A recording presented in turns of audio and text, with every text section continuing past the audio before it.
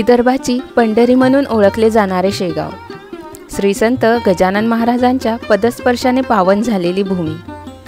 या मंदिरात प्रवेश करताच निस्वार्थपणे सेवा देणाऱ्या, माऊली म्हणून नम्र हाक मारणाऱ्या त्या प्रत्येक सेवेकऱ्यात मला साक्षात देव भेटला। महाराजांसमोर नम्रपणे हात जोडून नतमस्तक होणाऱ्या त्या प्रत्येक भाविकात मला देव भेटला।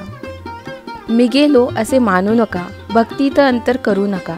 भाविकांना अशा शब्दात उपदेश देणाऱ्या गजानन महाराजांचे शेगाव जगातील एकमेव सेवार्थ संस्थान आहे, जे केवळ सेवाभावेने चालतं। मंदिराच्या आवारात प्रवेश करताच मनाला आकर्षित करते ती तेथील स्वच्छता। गजानन महाराज मंदिर जेवढे गजानन महाराजांमुळे प्रसिद्ध आहे, तेवढेच तेथील मॅनेजमेंट आणि स्वच्छतेसाठी सुद्धा प्रसिद्ध आहे। इथली स्वच्छता, भक्तांसाठी केलेली निःशुल्क व्यवस्था पाहून प्रत्येक भाविक भारावतो। इथे दररोज लाखो भाविक माऊलींच्या दर्शनासाठी येतात। भक्तीच्या पलीकडे इथलं नियोजन पाहण्यासारखं आहे। इथलं भक्तिमय वातावरण मनाला आत्मिक समाधान देतं। 1878 साली एक अवलिया शेगावात प्रकट झाले। सुरुवातीला लोक त्यांना पागल समजू लागले, पण दिवसेंदिवस महाराजांची प्रचिती शेगावातील लोकांना येऊ लागली आणि आज लाखो भाविक हजारो मैलांचे अंतर तुडवत फक्त महाराजांच्या दर्शनासाठी शेगावात येतात। जगातील सर्वात मोठी आणि सर्वात स्वच्छ पाकशाळा कुठे असेल तर ती फक्त शेगावात, जिथे दररोज लाखो भाविक महाप्रसाद घेऊन तृप्त होतात।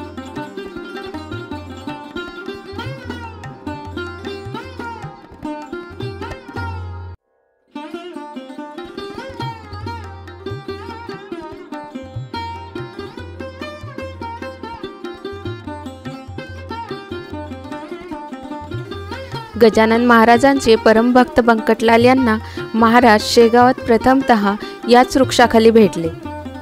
माघवद्य सप्तमी दिनी याच वृक्षाखाली बसून महाराज उष्टपत्रवळ्यावरची शीते वेचीत होते।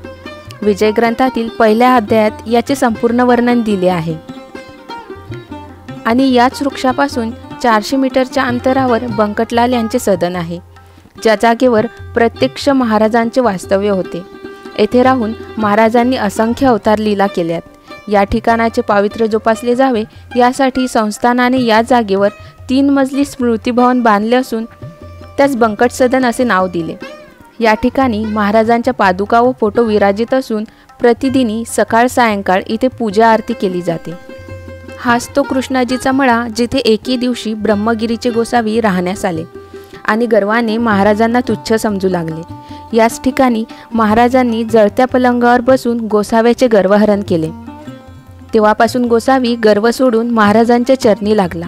आज सुद्धा या ठिकाणी एका लाकडी पलंगावर महाराजांचे पादुका व फोटो विराजित आहे। महाराजांनी शेगावात राहून अनेक चमत्कार केले आणि आज सुद्धा त्यांच्या अस्तित्वाची प्रचिती शेगावात वेळोवेळी भाविकांना येत राहते। तुम्ही जर आपल्या चॅनलवर नवीन असणार तर चॅनलला सबस्क्राईब करायला विसरू नका आणि व्हिडिओ आवडल्यास लाईक शेअर नक्की करा।